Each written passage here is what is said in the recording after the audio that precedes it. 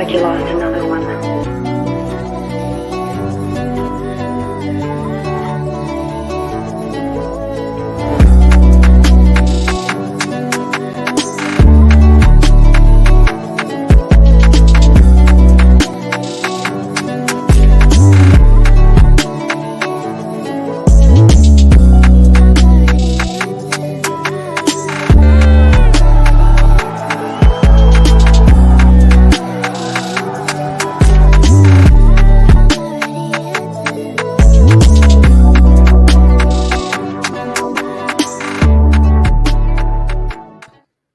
Welcome to the Summer Showcase, another edition. I'm Michael Washington. I got Randy Schrader with me here as well, more regularly now. First and foremost, Randy, happy 4th or coming off the 4th. I hope you had a good holiday. I know we talked a little bit off air, so I know you had a pretty good one. Had some friends come down, so that's pretty cool. Yeah, I did. I did. Thanks. And Michael, thanks for having me back. I'm excited to talk about week 7 of the ELF, and I hope you had a good 4th as well. Yeah, and for the viewers out there, I'm sure Jamal will probably be chiming in here at some point in time. I'm sure that happy 4th to him as well. He tends to try to catch us when he can, so that's always a positive as well.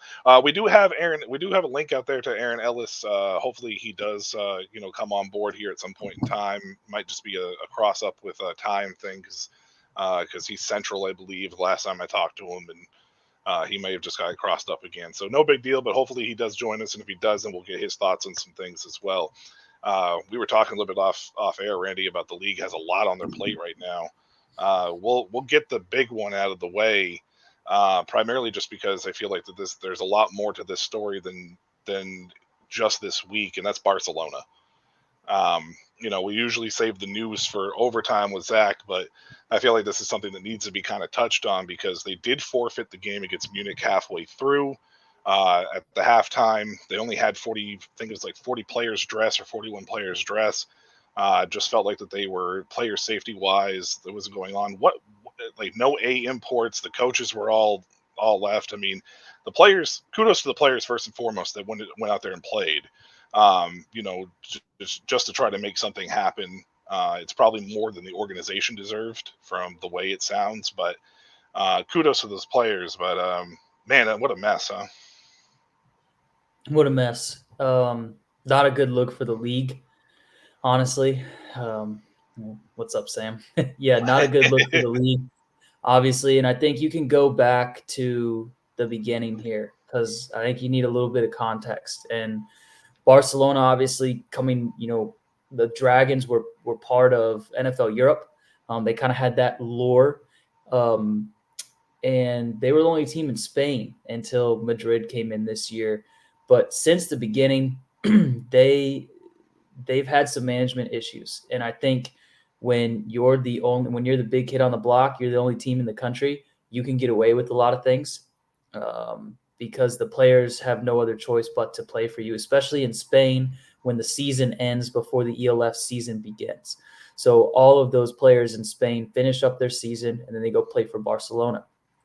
But I actually had a friend who went and signed with Barcelona a couple years ago as an American import, went out there and promptly left a week or two into camp. He just said this is run very poorly. Now, I'm not saying that everybody there and management isn't putting their heart and soul into it. I just think that from the beginning, they were winning a lot of games because of talent and not necessarily management. And it's rearing its ugly head now that you have Madrid, who took 75% of kind of the best Barcelona players and seems to be pretty well run, very well coached. And it's like I said, rearing its ugly head now that there's you're not the big kid on the block anymore in your own country. Yeah, and I think people expected Barcelona to kind of struggle as far as this year, performance wise, but I feel like this just kind of fell apart. Maybe it was the losing aspect of it and what was going on, but it just seemed to just come completely unglued. I mean, we've talked about the offensive line seeming like the majority of the top talent in Spain went to Madrid on that front. And Levi Lewis seems to be running for his life, every week. So it was something that was just that we expected as far as the performance was concerned. It just feels like that everything now with no A imports. This past week, the coaching staff, the thing with the son father situation where the son was let go, as Shelton I believe was his last name, where the son was let go, and then apparently the coach wasn't part of that decision. It was just the front office, and then the coach and him decided to part ways or whatever it may be.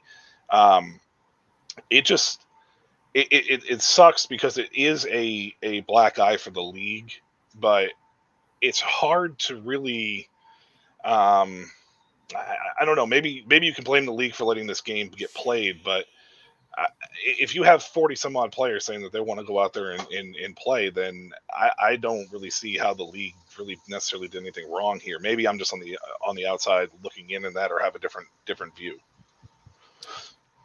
I think in the long run, where I see this going is Barcelona might not be a team anymore, and unfortunately, but like in everything, I try and put some context to it and maybe think like 10 years out from now. And I think 10 years out from now, you look at the way Madrid has been run since day one, and the way Barcelona has been run. I think for the health of the ELF, Madrid and the success that they've had is awesome. Yes. It's going to help propel the league. And I feel bad for the Barcelona team. I feel bad for the Barcelona fans. I feel bad for all those players and management that have poured so much time and effort into it. I think even when Barcelona at the beginning was winning because of the talent they had, they still didn't have that many people at games. They were having issues playing players. Like I said, I knew an American that left before the very first game that I played was against Barcelona. And the week before the game, their American left as well. And Michael Sam, who was coaching, decided he was going to suit up and play. So that was fun. We had a game plan for him in 1 week. But they just have always kind of had some issues like that. And I think when you kind of step back, think about big picture here, maybe this was accelerating what was somewhat of a slow death, but I don't know if it's that detrimental for the league in the long run. I think in the short run, it's very bad optically. It looks horrible that the league didn't kind of see this coming when you add another team in Spain, but it was and it seems like they were almost begging for something like this to happen, and you were setting up Barcelona for failure. Yeah, unfortunate just because the Dragons have that history, the name, the brand is all there as far as that's concerned. And I think that's one of the things that I think hurts the most in this league for anybody that's followed this league, that's followed this team, is just, like you said, it's slow death that might have been accelerated because of Madrid. I will say, though, that Madrid's success, like you said, is actually good for the league, because I feel like that's going to start attracting owners that legit want to bring a team to the league and do it the right way to try to achieve success. We all know that it's football. Everybody's going to be successful. There's always going to be somebody at the bottom, and there's always somebody at the top. The NFL has 32 teams. The great thing about them is they have the revenue sharing, which is where I think the ELF wants to get to, but they have to have that growth, right? So the best way to have that growth is to show that you can be an expansion team and have success, right? Like that's the way to do it. If you want to come in and do things right and come in and do things the way that they should be done, then that's what you need to do. And I think that is very attractive to hopefully some potential investors down the road, and some, ownership groups that may be wanting to put together a team and being like, we can do this, so let's do this and let's do it the right way type of situation. Like Jamal said, it's a save the Dragons. It's just an unfortunate situation for Barcelona right now. And, I didn't want to spend a ton of time talking about the game per se, because, I don't want to rub salt in the wound on that end, but I did want to talk about the situation a little bit, just because it is a very unfortunate situation developing with them in Barcelona. Well, you put any team out there that lost all their Americans and most of their European imports right before kickoff, it's not going to be pretty, especially when you got, your backup quarterback who probably hasn't taken reps all week going out there. And so really hats off to all those players that tried to step up and play that game. I do commend them. That's a tough spot to be in. There's obviously a lot of issues going on here. If you're not paying, I mean, that's basically what it looks like is that the Americans weren't being paid. They showed up to the game as probably a last ditch effort. Where's my cash? Where's my check? And I'll suit up and play. And it wasn't given to them, and so they just said, "I'll see you later." And that's to me.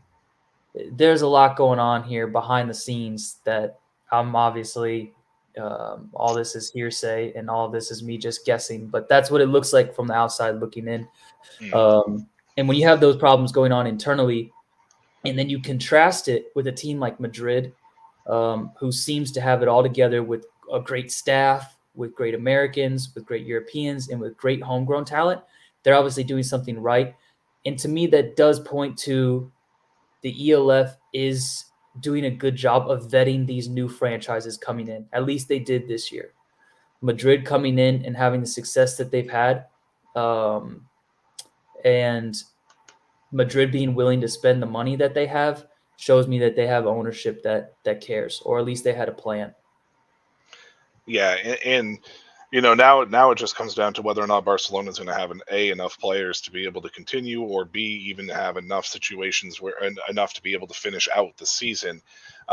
We are now joined by Aaron. Aaron, welcome, my man. It's finally nice to have you on. Schroeder. What's up, man? Is that Randy Schroeder? What a pleasure it is to see you, sir. How are we doing? What a pleasure! The pleasure is all mine. I was telling Michael before we got on air, I was like, Aaron and I have this weird bond of bond, man. Former Surge quarterbacks that had fun playing in Stuttgart before things turned around. And then we actually played in Denmark together. I played against him. We were up, I think, 30-6 in a game, Michael, and he came back and beat us in overtime. So that was fun. Well, I got crazy game. I got the pleasure. It was like did you watch that? No, I got the pleasure of watching you this year, actually, because you played for the team that I cheer for in the LFA. Yeah, we appreciate that a lot. Thank you for that. Yeah, of course. I mean, so it's a pleasure having you on, my man. It's definitely awesome to finally get you here. Before you came on, I don't know if you caught any of it, but we were just talking about the Barcelona situation. Sorry, I'm late only because every time we try to set this up, I always Eastern Central time. I get that messed up, so I thought it wasn't for another 20-ish minutes, but my bad. No, you're fine. I figured that's what it was. I told Randy the same thing. Jamal Clay says, "What's up to you?" He's with us in the comments as well. What's up, Jamal? So, yeah, but no, we were just talking about the Barcelona situation, and obviously we're not going to spend a ton of time on the game because we obviously know what happened. But what are your thoughts on this situation? That just from the outside looking in. Well, because JJ, our receiver at Gallos, he went over there. Last second, because a weird situation happened at the Unicorns where they ended up signing him, flying him out there, but then it was like, wait, never mind. And so, hey, now you're a free agent. You can go wherever you want. So he went to Barcelona. So I got a little extra information about it, but I mean, it's just I saw that one coming. Unfortunately, I mean, Barcelona, not a lot. I mean, great fans for what they have, right? Of course. But they're just not getting those 1,000 to 2,000 ticket sales from at least what I've seen. So, and I know they've been in the red for a while, and it didn't help when they switched management and switched owners or whatever. They were able to get some extra money, but no one's going to keep throwing money at that. So, from what I'm hearing, most of the players are leaving. I heard something about if they got rid of all the local players that don't live in Barcelona. I can't confirm that's 100% true, but it would make sense. I'm pretty sure JJ's leaving too, so it's just going to get worse. I don't see it getting any better.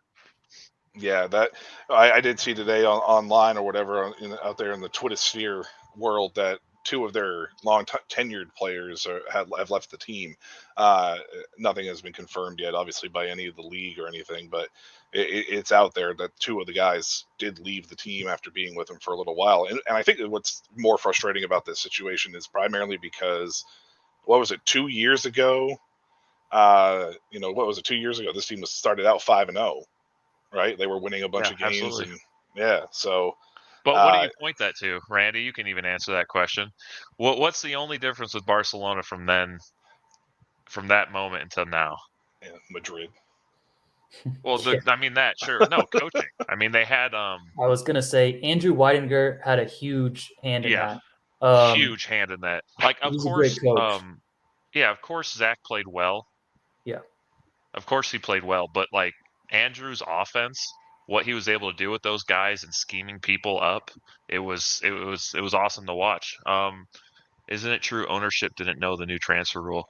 Yeah. Dude, I got no idea. I really don't. I know that it was JJ was told everything was approved, but I don't know, man. Oh. Yeah. Yeah. So that we won't spend any more time talking about the situation is going on with Barcelona. And Jamal did just say, honestly, 2022 was probably a lot of the same issues, but it was covered up by winning as a possibility, Absolutely. maybe in Barcelona. When you're winning, a lot of things do go. A lot of things do go under the radar, right? They get swept under the rug. Well, if Absolutely. you're not getting paid as an import player, but you're winning games, you're probably not going to leave, or you'll figure it out. You're getting your head beat in every game. Yeah. This is what happens. Yeah, the chance for a championship really blinds some guys to just push through whatever it is they're dealing with. Absolutely, for sure. All right, let's go to a quick recap of some of the games. Let's start with Vienna and Raiders T-Roll. Obviously, this was one of the bigger games this weekend, and the Vienna Vikings just continue to look like a machine. Aaron, we'll start with you. Did you catch any of this game, and what were your thoughts on this one? Yeah, I actually had a lot of time, so I watched every game. Yeah, me too. I mean, I'll tell you what, dude. So my head coach when I was with the Tell Patriots in 2022, Nick Kleinhansel, he's one of the best offensive minds in Europe I've ever played with, and so him going there to the Raiders to help with the run game and be the running backs coach and stuff. I mean, you could tell like their run game this year is outstanding. Yeah. And I think them getting Perry was probably a better thing over Fulford just because they're trying to lean on that run game. Now he threw 3 interceptions. One of them wasn't his fault, hit the receiver in the hands, and then it bounced off, and that was the pick 6. So that was the most unfortunate one. But I would like this. I would like to see them. I don't know, find ways to get him easier completions. It just felt like when they did throw it, it was a lot of deep balls. I mean, correct me if I'm wrong, but that's just what it felt like. So I don't know, man. Raiders is a good team. They just I don't know what it is. Every time they play Vienna, it's like they fall apart and make so many mistakes. Yeah. Oh, is Michael frozen? Oh, Michael's frozen. I thought it was me. I was having issues with my. Well, there you go. There you go, Randy. You're next. What you got? All right, I'll jump in here because Michael's frozen. Yeah, I watched this game as well, and honestly, it was an entertaining game.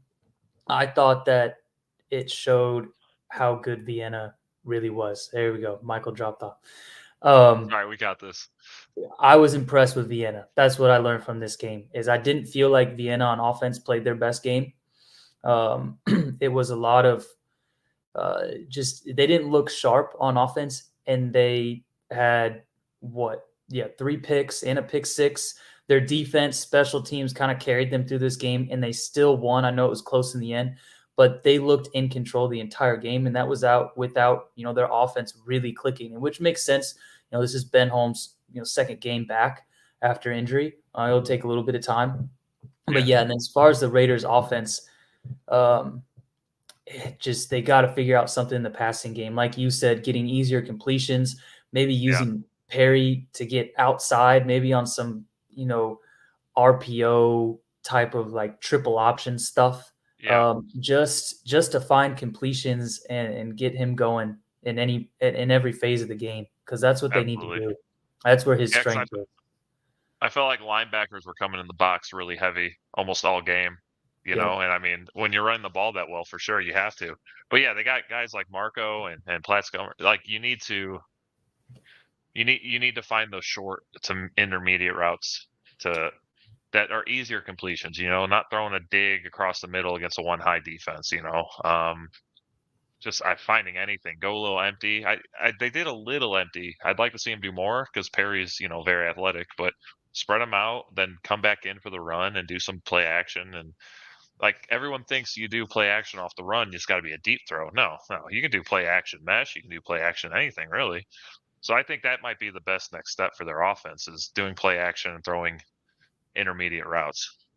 Now, granted, I did see them miss a couple in the short passing game, especially late. Yeah. So I don't know what's going on there, but it's just something's off in the pass game. Even like on the last play of the game, when you're running an out cut from the outside and it's 4th and 10 or something, 4th and 8, Yeah. and we run it a yard short. I mean, we can't do that. I was so sick. Me Yeah. and my receiver were sitting here watching it, and we were just because they ran the same play twice in a row.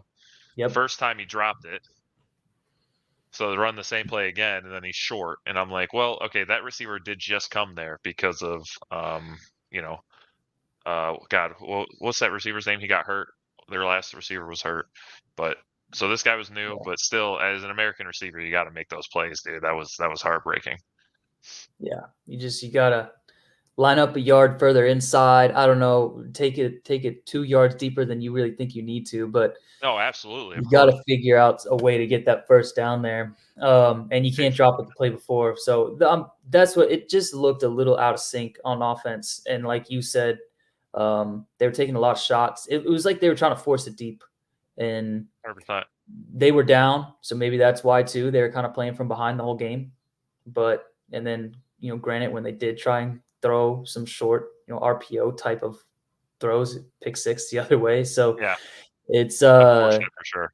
It just wasn't a great day for the passing game. But here's the point: is I hope that they build on it and don't try and find another freaking quarterback. No, absolutely. You just can't keep playing that. There we go. Yeah, sorry about that. Unfortunate power outage just happened, like out of the blue. Don't know what happened. Cut me off completely there when I was mid-sentence. So I appreciate you guys keeping the chat going. Sorry to the viewers out there as well. So Randy just made a great point. We really hope to see Raiders build on what they have and what they're being good with instead of just go get another quarterback or make dramatic changes to the offense. Or I think Perry, as of right now, is I think with the offense he has right now, he is their best chance and in this moment to beat Vienna and make a playoff run. Now, if he does it or doesn't, that's a whole different story. But he's got to be able to be consistent in the short to quick game stuff. And then some of those deep throws were not enough on it. I think that's going to get better as time goes on with the receiver since he's still new. But yeah, man, still two very good football teams. Probably still the top 5, top 4 best football team in there. Yeah, I mean, how good is Vienna? Vienna, I think is. Yeah, I think Vienna. Yeah, they're gross. They may be the best team. They may be the most balanced team across the board in the league this year. With the T-roll with the Raiders, like I honestly don't think N'Kosi Perry has been. He's been kind of underwhelming to me in a way, I guess, in a sense. But Bonyati has been fantastic at the running back position. Like you were saying, Aaron, before the power cutout over here, that run game is fantastic. They have one of the best defenses in the league as well. So I think that's a huge step in the right direction for them to be able to beat Vienna eventually. But it's also hard for Perry because he did come in a little bit later in the season. He's still got to mesh with the guys. And obviously, as we know, in Europe, you only practice 3 times a week instead of 5 times a week. So it's much, it takes a little longer for some cohesiveness. Yeah, absolutely. Yeah.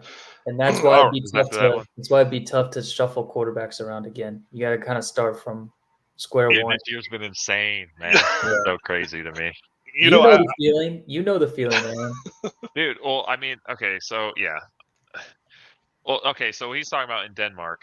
Like we were the only team that's ever like beaten the Towers in regular season like that in a long time. And they decided to shuffle me out because of like I was butting heads with them about offensive philosophy, and then Randy and the Towers smacked them in the championship game. It's like, dude, you need to like not get rid of your quarterback when things are going well.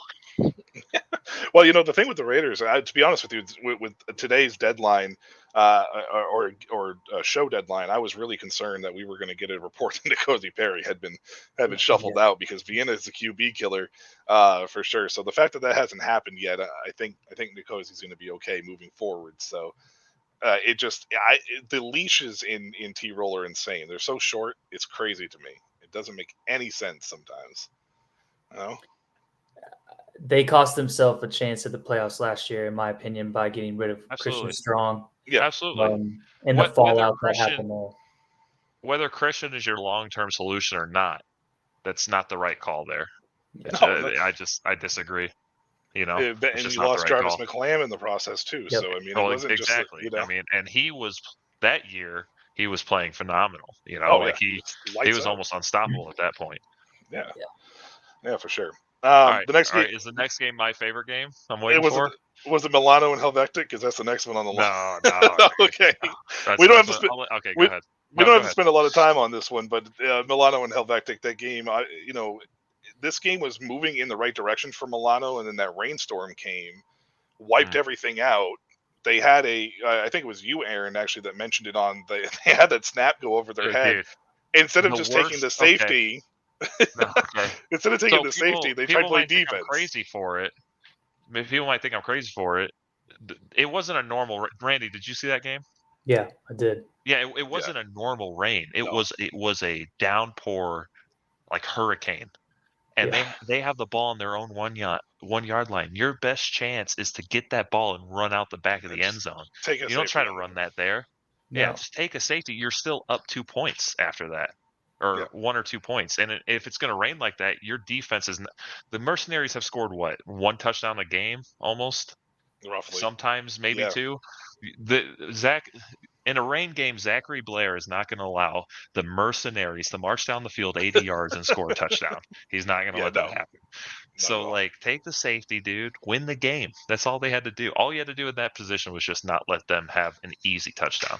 Because they did nothing after that. Am I wrong? They did nothing after that.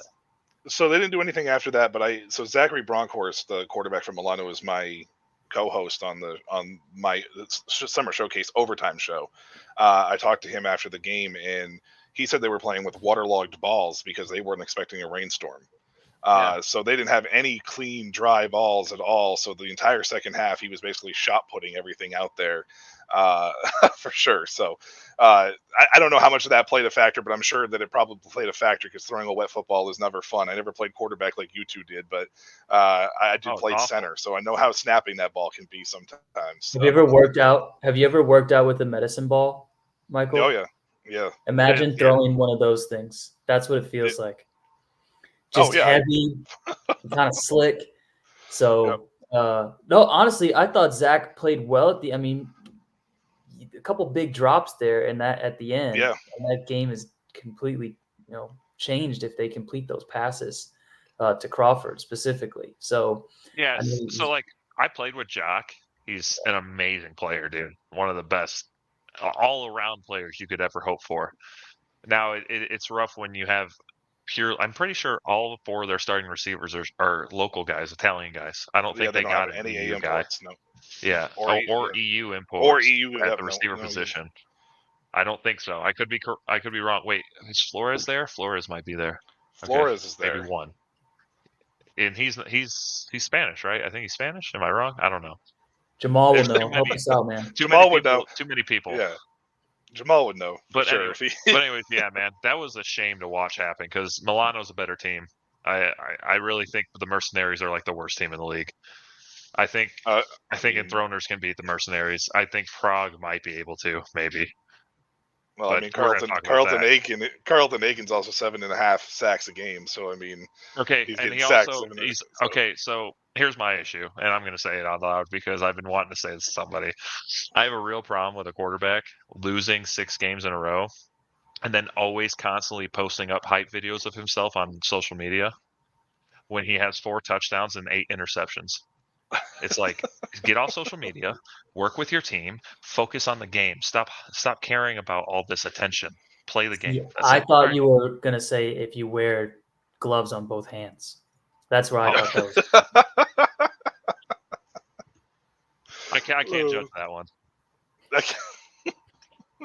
All right. Next game was Frankfurt against Madrid. This game was not as Luke Zaraka apparently had an injury that we were not expecting, or at least it was never announced prior to the game. And then he got the first half he didn't play, but they played the second half, and now he's on IR, and they're bringing somebody else in. Something like, I don't know.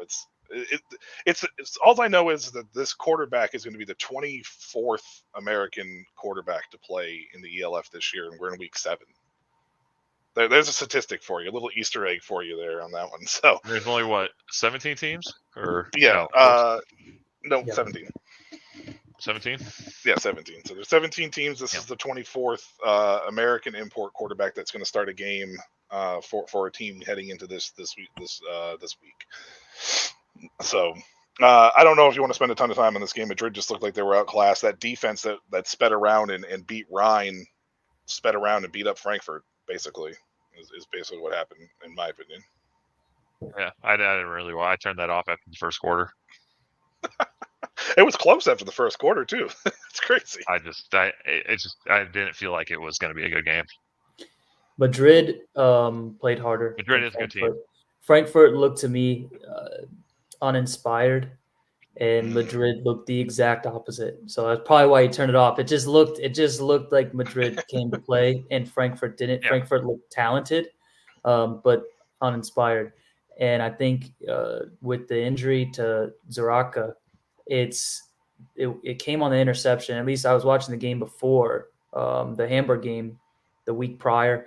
He threw a pick late in the game and tried to make a tackle out of bounds and kind of laid on the sideline and grabbed. It looked like his shoulder or rib. So I'm sure he was dealing with something. But the whole situation, he probably could play if he had his choice. But I don't know. It's a classic IR move for ELF teams. Yeah, I honestly didn't expect it. I turned on the game and they were just like, it's not Zaraka starting, it's their backup, and I was so confused. And then he came in the second half and he was playing, and I'm like, okay. And then he got hurt, and I'm just like, was he already hurt? Like, it was so confused. I think the only other team that was probably as disappointing as Frankfurt this year so far has probably been my Panthers, because that's just been miserable as well to watch what's going on over there. But we'll get to them in a minute. Berlin beat VRFR 47-0. I don't know if you guys want to talk about this one. I mean, Berlin looks like they're just a really high-powered offensive team. I know that their schedule's been somewhat, weak or whatever, or weaker, but they just don't look like they can be stopped for the most part, unless it's like one of the top teams. This might be a very unpopular opinion, but I kind of enjoy watching the Enthroners. They are so outmatched in every game, but they play hard. They do. It's almost like you catch yourself just rooting for them every game. Absolutely. I mean, at least that's I'm just like, let's get a win here, guys. And plus, I don't know if you saw the home games, but they got some fans. Like they got plenty of people at the games. So I don't know. It's fun to cheer against such a big underdog, and I really hope they can pull out one win this year. Oh yeah, I'm rooting for them. This next game, they're playing Prague, and I put money on it. They beat Prague. I put money on it, dude. But Prague is their first win in the ELF. Yeah, this is a great game in the making. Right, here. Prague. I think the best football games are watching the two worst teams in the league play each other. It's going to be fun football. I'm so invested. This might be the best game of the year. It very possibly could be. Absolutely, it very possibly could be. And I do agree with you, Randy. The Enthroners, they do play hard every week, and Robitaille is probably one of the best wide receivers that a lot of people aren't talking a ton about. Yeah, hey, Randy, this is for you, Randy. I know, I saw it. Thanks, Jamal. So, all right. So Prague. I'm telling you, we're gonna have our own betting show, ELF betting show here in a bit. Prague minus 1.5. I think. That's tough. That's tough. Under 24. I can't wait till we get to the predictions portions of this to see what you guys have to say about that game. Right. The predictions part of it. I need over unders for all of them here. Yeah. Jamal. So Aaron, Okay. So Aaron, not last week, the week before, Jamal was posting the spreads and the over under in the chat, and Randy got really, really excited. He was like kind of like a chihuahua that just found its first ankle. He was just like, "What? I need this. I need this in my life." I think we found Randy's vice, but that's okay. Oh, I don't drink.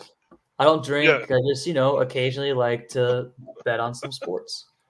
Yeah, he was very, very open about that being his vice. That was for sure. I don't. So, All what right. was your favorite game of the week, Aaron? Let's just get to your favorite game of the week Is because it I'm time? looking at. Is it Hamburg Paris? No, dude. Is it Prague Warclaw? It's the shit show of a game that I spent 2.5 hours watching. Oh, between the Lions and the Panthers. Jesus, yeah. Okay, let me just for everyone who didn't know. Okay, the final score 14-3 Panthers. Okay. The Panthers had 100 yards, 116 yards rushing. So solid, very solid day running the ball. Okay. Prague had 55 rushing yards. Okay. The Panthers had 50 passing yards. The Lions had 77, but after sacks, because in the ELF, you take a sack, it takes away from your passing yards. It's the weirdest thing I've ever seen. But after the sacks, they had like 44 passing yards. So we did not have more than 100 passing yards by both teams in this game, when Prague is one of the worst secondaries in the league by stats, just by stats. I'm not saying by individual people, just by the stats. And then the Panthers defense has been getting shredded as well through the air. Their secondary is terrible. Yeah. So this game was one of the most cluster bombs of a game I've ever seen, because here, so like I know Matt and I know Perkins. I played against both of them this year in Mexico. Matt's a great dude. I've talked to him a lot. Love him.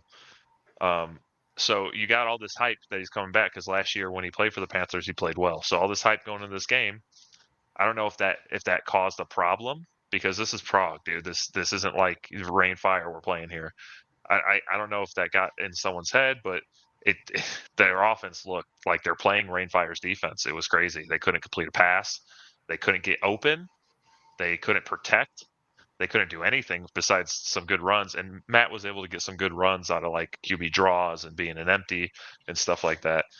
And then on the other side, Perkins, I don't know him at all. I just played against him. I knew he wasn't a passer, but I mean, some of the throws. I mean, also, I think Prague has one of the worst offensive schemes in the league. I will say that every time. I'll say that straight to the coach's face. I don't care. I've never seen a team refuse when they have one of the worst O-line performances in the league. They refuse to change anything. They're going to run straight down the middle, and they're going to just take deep shots. A-gap. They're going to run A-gap inside zone in 20-yard and passes. throw it deep. I'm like, dude, where's the empty? Where's the quick game? Where's the trick plays? Where's the shifts? Where's the motions? Where's screens? Where's anything? And all I saw this game was them trying to throw it deep. Perkins getting destroyed by the D-line. 10 sacks is crazy. I got sacked 10 times in Mexico, and it's not fun. It's not a good time.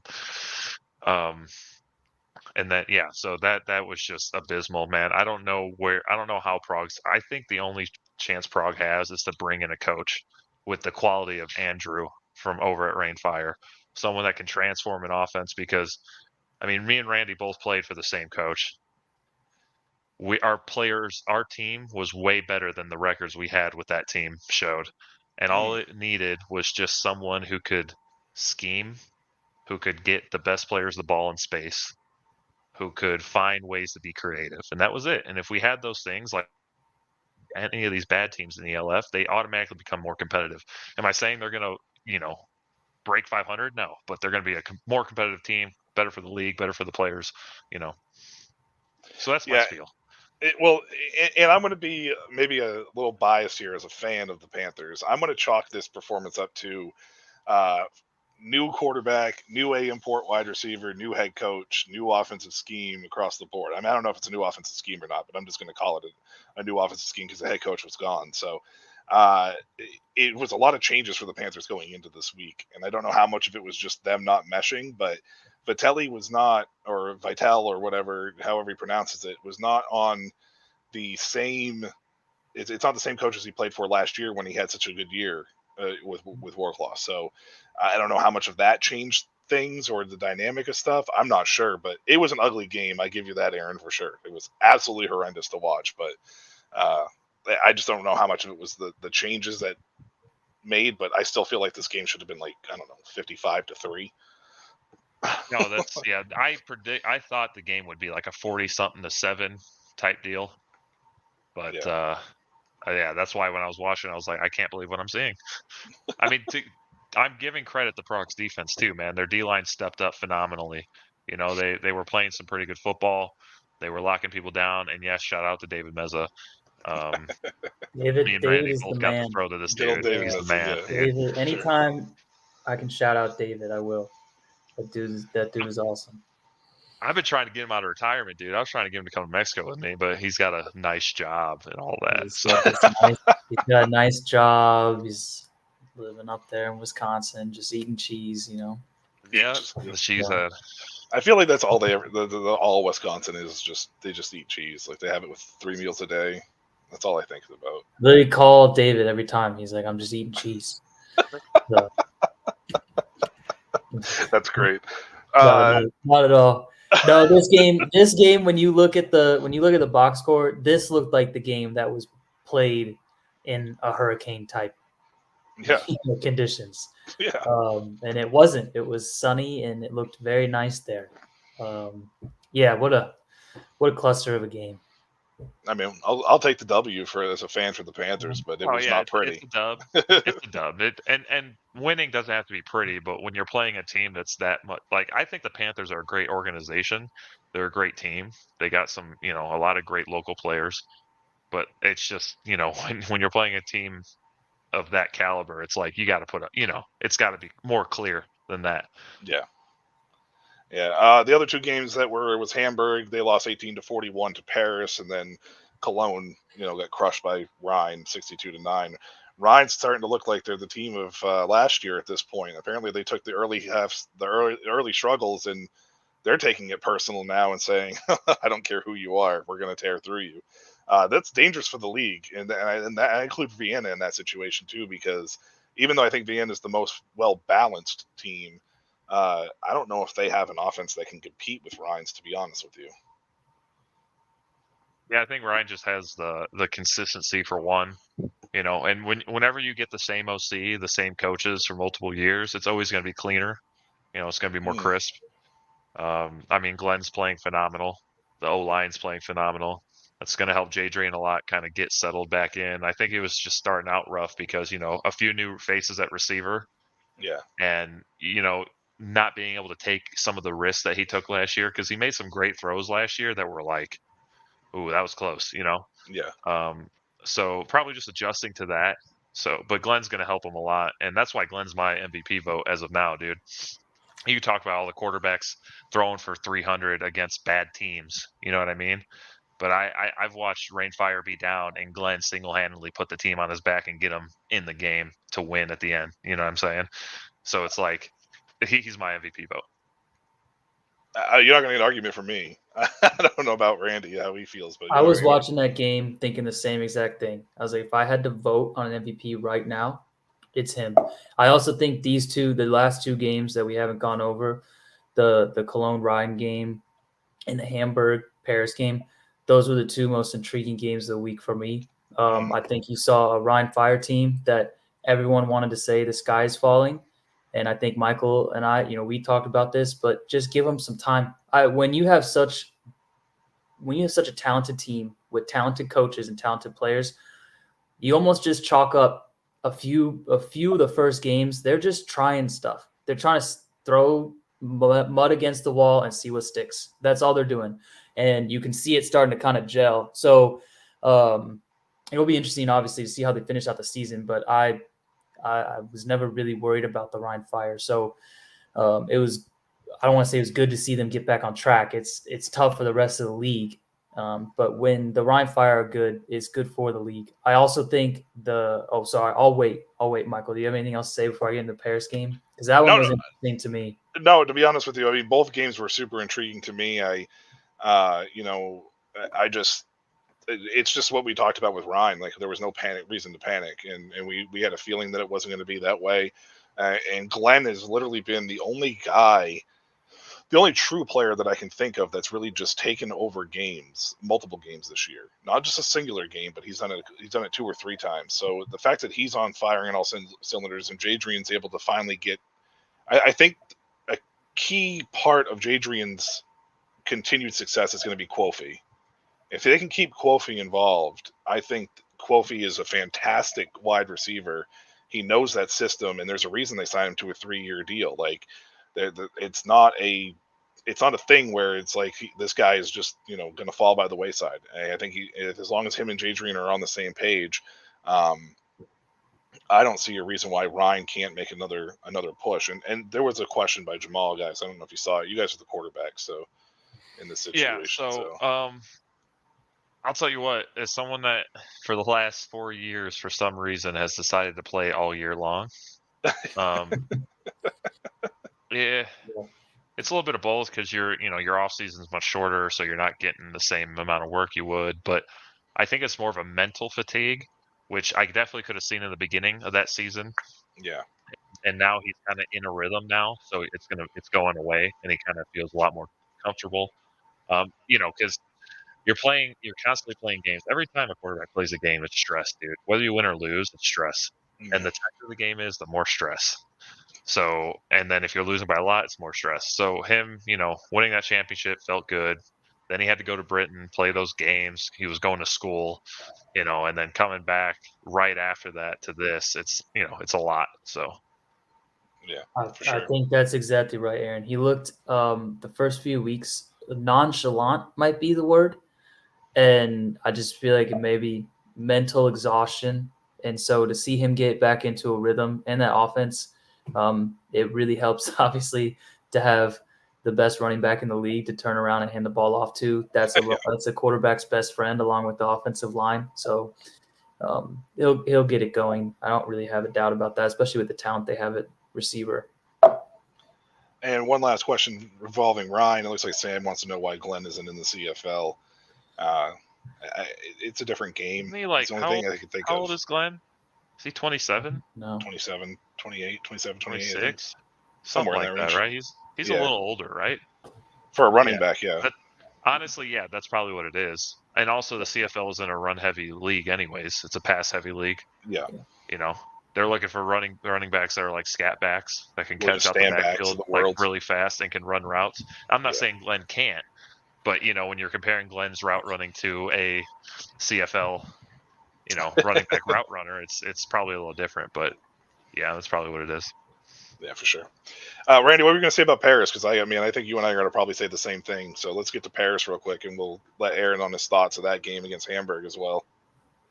That my takeaway is I have no idea what Paris is still. And to see them fumble a shotgun snap to end the half and give the ball back to Hamburg. Now, they didn't capitalize on it, but that's the type of stuff that you can't do against a Rhine Fire. And they did, and they lost. That's the type of stuff you can't do in the playoffs. And that's where I have no clue what they are. I know they've only lost to the Rhine Fire. But I don't know. I think people want to throw them in the upper echelon of teams, and I'm not there yet. For me in the ELF, it's kind of a top 4. There's maybe you can put 5 teams in there that realistically have a chance at winning a championship. And for me right now, Paris isn't one of them. It's fun to watch. Zach is fun to watch play. They're explosive. Zach is a big dude who likes to he'll run the veer option and try and truck a linebacker, which is awesome.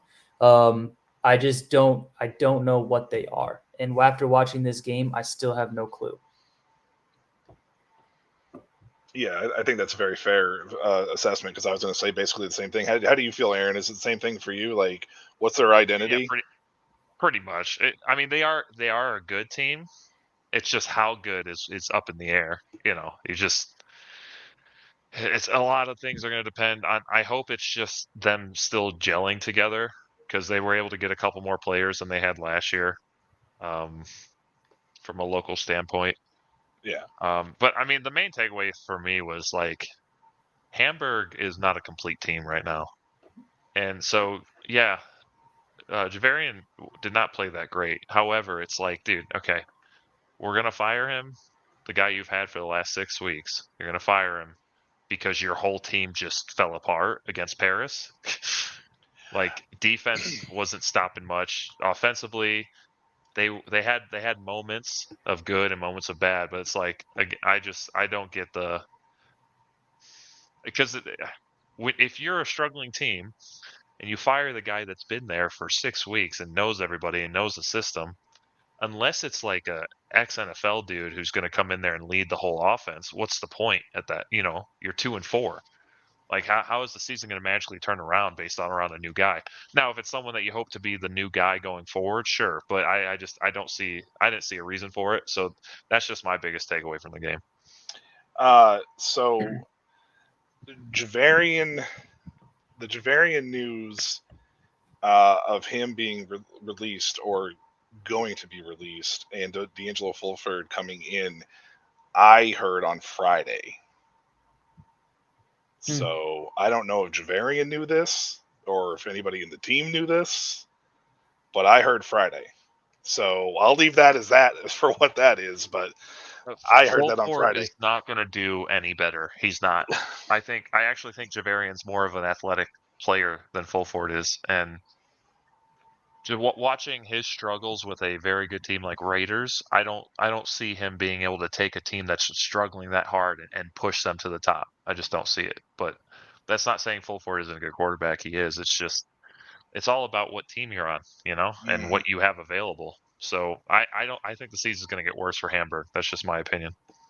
Yeah, I just was surprised I heard it on Friday, and then it came true. I was like, I hate when teams do that. I hate it. I'm not gonna lie. And I'll back up too and talk and just reiterate with Paris. I do know what they are, and it's Zach Edwards' team. They live and die with him. And I think when you look at the best teams in the league, they all have kind of an identity. Madrid, they're gonna play hard for 4 quarters, even if they're not the best team on the field. They're going to bring it every single play. Rhine has a good defense, and they're gonna run the ball, and then they're gonna take shots off play action. Paris is the Zach Edwards show, and they live and die with him.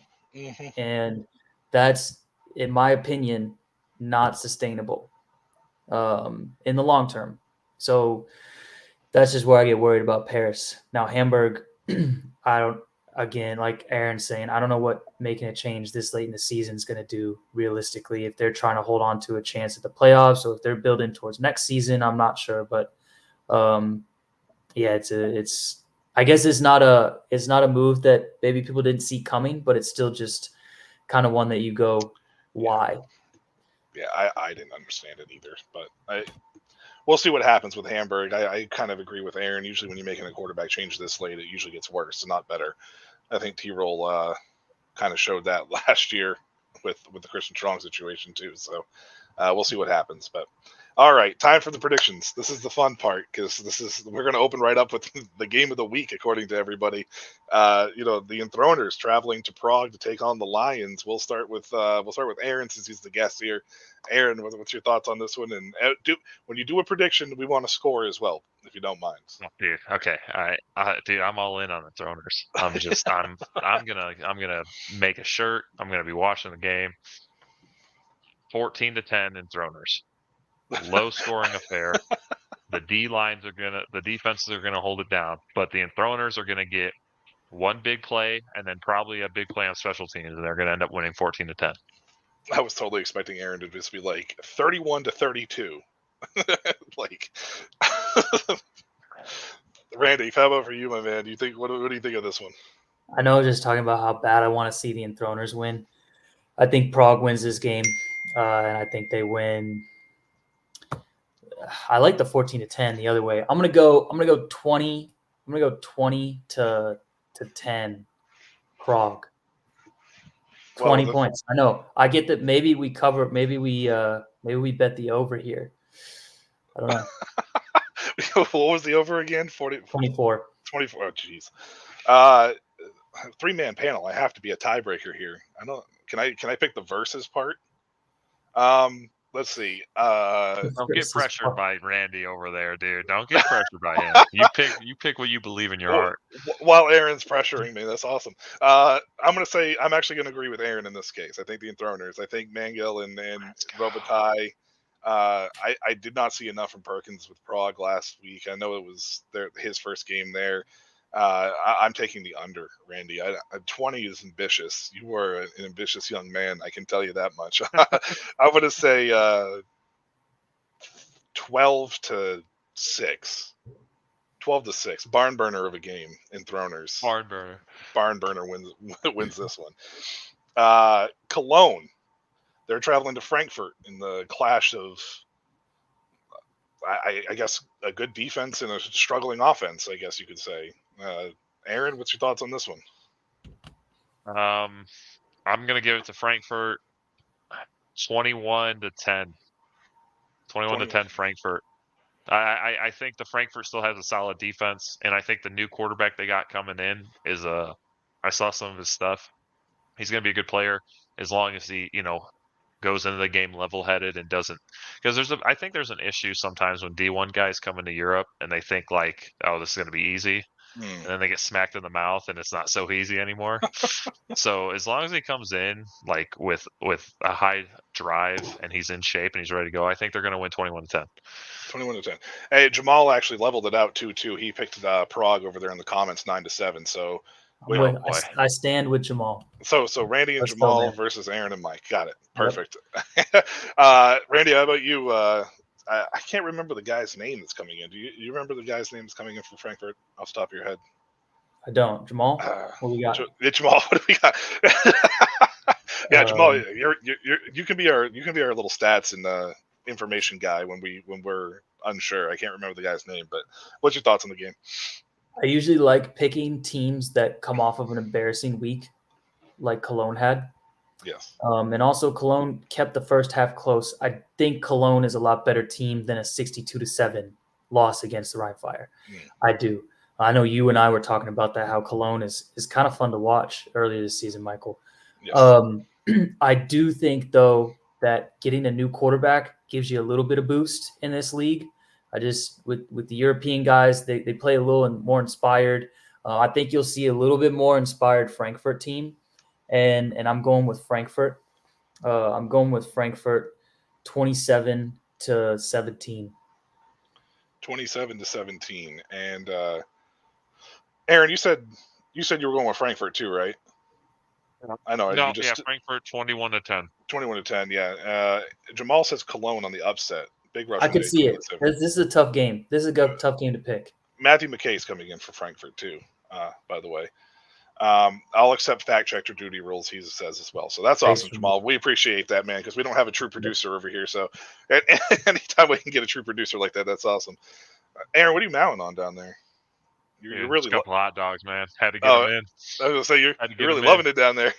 Well, I'm trying to bulk up, man. My eating schedule's insane. Oh, I believe it, man. I'm taking Cologne. I think I'm going to go with Jamal. I'm going to stay with Jamal on this Cologne. one. Okay. I'm going to take Cologne in this one. Isaiah Weed's really impressed me so far this season. And I think even though a new quarterback does give you a boost, I think that, Aaron, you kind of touched on it. Like when you get a D1 guy that comes over, I don't know what if he has any extensive, experience overseas or not. I'm hoping that he doesn't come in thinking that he's just going to roll the league, and because Cologne's defense is actually really solid. So we'll see how much the cohesiveness is with Frankfurt in this situation. I think that's the key here on the offensive side of things. I'm going to say 23. I think it's going to be close. I'll say 23-19. So I'll go Cologne 23-19 in this game. On paper, this doesn't look pretty. Helvetic travels to Vienna. Aaron, you don't have to spend a ton of time on this one. I'm so disappointed by the Mercenaries, to be honest with you, because I was a big fan last year. Like I thought like how you say like the Enthroners this year are the team that just plays hard nonstop. Last year that was the Mercenaries for me, man. The Guards last year. The Guards, yeah. Like I loved how aggressive they were. They never quit. They were in a couple of games that on paper, like personnel wise, they shouldn't have been in, but because they worked hard and they're working it, So I think it's just disappointing. It's just disappointing. I think Vienna's going to win, depending if they put their starters in at half, put their foot off the gas. I'm going to give it 54 to 3. I'm going to go 54-3. So Aaron was predicting a close game. Randy? Yeah, I'm gonna go out on a limb and pick Vienna. Yeah. I don't know. I think the Mercenaries coming off a win are gonna be a little. I don't know. I think plus 41. I think Helvetic covers that. So let's go 36-3.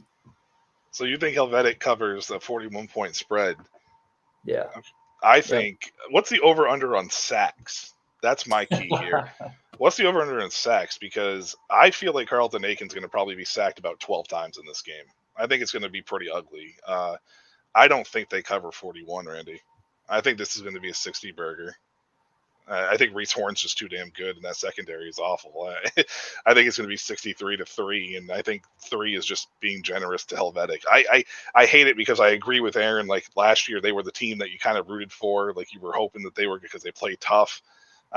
This year's been that offensive line's just been dreadful, and I feel like, and I know it's hard to find offensive linemen this late in the season. Like Jamal, brought that point up last week, but it's really, really difficult to watch this offensive line continue just to be Swiss cheese every week, and then you go up against a team like Vienna that's just it's going to be brutal. So 63-3 Vienna. I hope it's closer, and I hope that they cover the 41-point spread because I'm not a huge fan of blowouts, but it's just the way this league is sometimes. So speaking of blowouts or games that may not even get played, for that instance, Madrid and Barcelona. Okay. I'm just going to say really quick and I'll be done. It's going to be played. It's going to be worse than the last game was. Oh, man. And I think Madrid's about to get a whole lot better because there's going to be quite a few Spanish players that leaving Barcelona that will join Madrid. And to my understanding, there's still no clear coach structure at Barcelona after what just happened with the head coach. So that situation was crazy. But anyways, yeah. I think they might forfeit again at halftime. It might happen. I'm predicting 50-0 at half. Maybe 44, like 44-0 at half. Did they brought in some imports, right? Do they know? To my knowledge, they're gone or leaving. Yeah, I haven't seen anything as far as Barcelona signings are concerned yet. They're not gonna. Barcelona, as far as Barcelona is concerned, it's been on Wednesdays that they've been most of their moves. So maybe tomorrow before overtime we get something. But right now, all I know for them, that the only moves I know is 2 of their players that have been on the team for years now left. And that's about all I know right now. So right now, I don't know how you play a game. I don't. Yeah. And so I guess maybe we should hold the predictions for Friday or Saturday, maybe 5 minutes before kickoff. But yeah, I wouldn't be surprised if either this game doesn't get played or, like Aaron's saying, it's another huge blowout. I'll be honest with you. I hope it gets played just from the player standpoint. I know that they're passionate people. I know that they are, very, determined. The GM held a press conference after the game last week, and I want to give a quick shout out to the Munich coaches, because I don't know if you guys saw the video or not, but they called the Barcelona players back out on the field after the game, and he gave the players like a real good speech and a real respectful, determined type speech, and it was just a real class move by the Munich organization and coaching staff over there for doing that. I felt like, especially as a player, anybody who is a player of that sort. But that's people wanted to. A lot of people were saying how unsportsmanlike it was for them to run up the score and all that way. Well, what are you going to do? What are you supposed to do? And the league, the way it's set up, is points for Point. playoff positioning. So Yeah. yeah, I mean, get all the points you can. That's the league's fault for setting it up that way. You know, they not Munich's.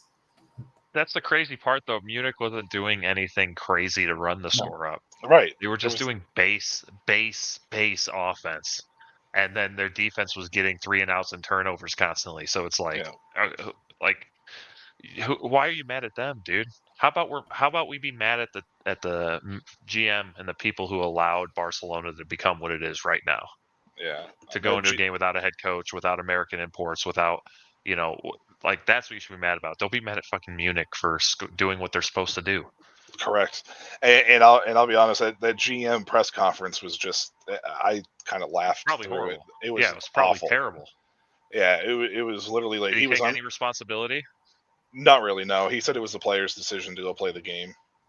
Yep. That was it. Like, it was the player's decision, which it may very well have been the player's decision to go play that game. But I will tell you right now, every single one of those players that wore Barcelona's colors, Barcelona did not deserve as an organization for those players to win to wear those colors. They gave everything they had, man. Yep, absolutely. So, yeah, I'm not going to spend too much time on this because I'm not 100% sure this game gets played. Barcelona hasn't revealed anything, so I'm not sure. So, Berlin at Paris. This is an interesting game. Yeah. Paris could be on upset alert here. Paris could be on upset alert here. This Berlin team is in the pushover. I'm gonna give this one to Berlin in an upset, dude. Hey, I think Paris is a great team, but I also think Berlin is actually a really good team, and they finally have a stable quarterback situation that they've been yearning for since the first year in the league. Yeah. And Sullivan's playing good football. He's had a couple dumb turnovers, but like you said with Paris, Randy, like, they're live and die by Zach. Well, Berlin is also a team that's going to live and die by Jake at this point. I think things, maybe a special teams play, maybe a couple errant throws. I think Berlin's going to get the upset in let's go 31-28 game. Walk-off field goal to win it. A walk-off field goal to win it. Nice. I love your traditional scores, by the way. Like, this league has been known to not have traditional scoring because the kicking is god awful, and you're just like 14-7. Randy, what about you, man? Berlin and Paris. That's why my scores, I try and take off a point or two. If I'm thinking it's like 21-14, I'm like, let's go 22-16. So you just don't know. You don't know with the kicking. I'm gonna go with Paris at home.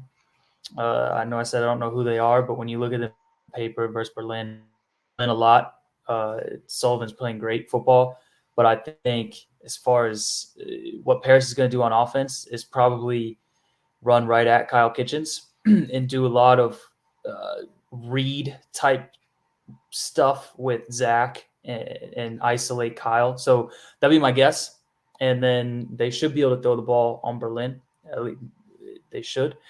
And their defense is solid. Paris is. And I don't see them dropping this game at home. So give me Paris. Let's go 26-19 over Berlin.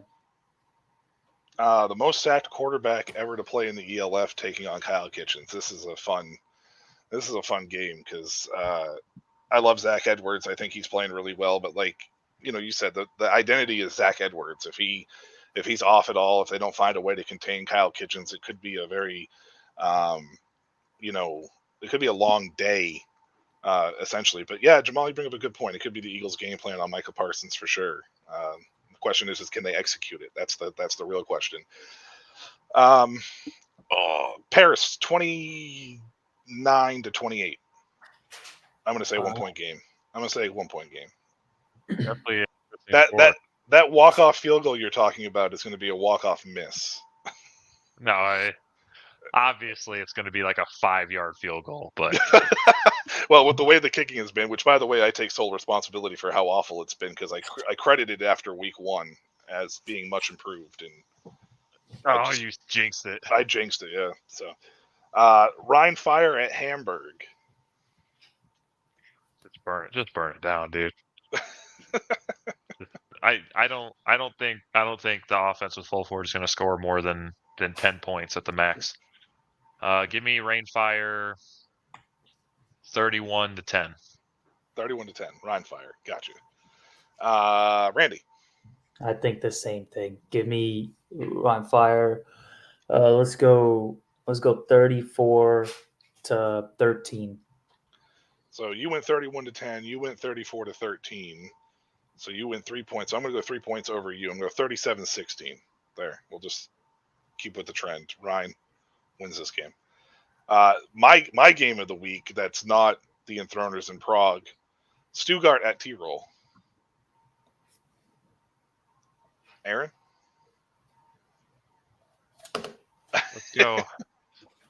Man, I'm rooting for Surge every single game, even though I really do like the Raiders this year, and they got my coach coaching there. But this is the Surge. I'm so glad to see them go from what me and Randy had to what they are now, and I just think all around team they're just they have all the aspects of the game down. Special teams, defense, pass offense, run offense. I'm gonna go Surge 24-17. That's a good score. I like that score. Randy, what about you? I think if the Surge loses game, it's because of turnovers. I think they're more complete. They're definitely a more complete team than the Raiders. They're also coming off a bye week, which good in my opinion. Good staffs always have good plans after bye weeks. So you give them an extra week to prepare. So give me the Surge. Let's go 30-20. 30-20. For me, this game is just as much as about their offenses as it's about their defenses. I think they have two of the top defenses in the league.